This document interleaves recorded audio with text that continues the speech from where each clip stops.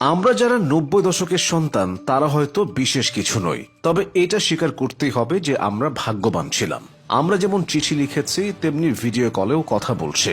আমাদের ছোটবেলায় আমরা হাতগুলো জামার ভেতরে ঢুকিয়ে রেখে বলতাম আমার হাত নেই।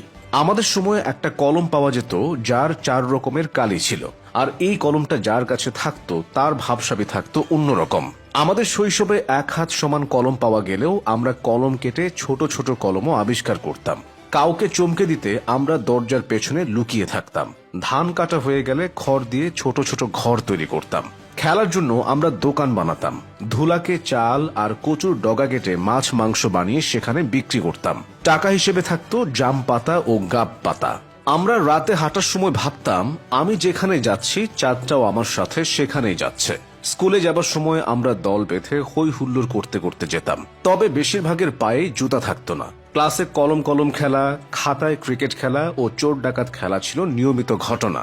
সুযোগ পেলেই আমরা স্কুল ফাঁকি দিয়ে ঘুরতে যেতাম, আড্ডা দিতাম। আমাদের সময়ে 1 টাকায় 4টা চকলেট পাওয়া যেত। 1 টাকার রঙিন বা নারকেল আইসক্রিম কিংবা হাওয়াই মিঠাই খেতে না পারলে দিনটাই খারাপ যেত।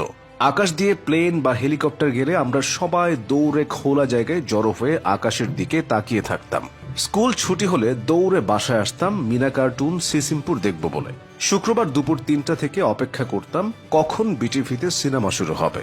সন্ধ্যার পর আলিফ Laila, Sinbad, Robin Hood, MacGyver, wrestling দেখার জন্য পুরো সপ্তাহ অপেক্ষা করতাম। আমরা বনে বাজারে ঘুরে নানা রকম ফল সংগ্রহ করতাম। ভুল করে বিচি খেয়ে ফেললে দুশ্চিন্তায় থাকতাম পেটের ভেতর গাছ হবে কিনা। মাথায় মাথায় ধাক্কা লাগলে শিং গজানোর ভয়ে আবার নিজের ইচ্ছায় ধাক্কা দিতাম। কেউ বসে থাকলে তার মাথার উপর দিয়ে ঝাঁপ দিতাম যাতে সে আর লম্বা হতে না পারে। বিকালে কুতকুত, কানামাছি, গোল্লাছুট, বৌছি, হাডুডু, কাবাডি এক্কাদুক্কা না খেললে মনে হতো বিকালটাই মাটি হয়ে গেছে। আমরা টায়ার চালিয়ে আনন্দ পেতাম। কেউ একবার কোনো কিছু খেতে দিলে আরো একবার চেয়ে বসতাম, না দিলে বলতাম পানিতে পড়ে যাবে। বাঁশের কঞ্চি দিয়ে তীর ধনুক বানাতাম পাখি শিকার করার জন্য।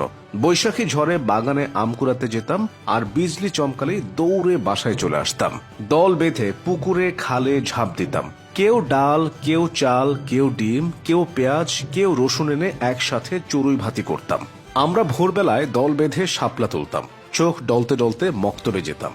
নারিকেলের ডগা কেটে ব্যাট বানাতাম এবং সেই ব্যাট দিয়ে ক্রিকেট খেলতাম। জাম্বুরা পেরে সেই জাম্বুরা দিয়ে ফুটবল খেলতাম। ফাইনাল পরীক্ষা শেষ হলে সকালে পড়া থাকতো না। এত মজা লাগতো যে তা বলার বাইরে। নানু বাড়ি, দাদু বাড়ি যাবার জন্য এটাই ছিল আসল সময়। আমাদের সময় শীতকালটা খুব কালারফুল ছিল, তবে ডিসেম্বরের 31 তারিখ যতই এগিয়ে আসতো ততই ভয় লাগতো, কেননা স্কুল খুললেই ফাইনাল পরীক্ষার রেজাল্ট দেবে। এমন হাজারো স্মৃতি জড়িয়ে আছে আমাদের ছোটবেলার সাথে, যা আর কোনোদিনই ফিরে পাবো না। তবুও মনে হয় যদি আরো একবার ফিরে যাওয়া যেত সেই সব সোনালী দিনে।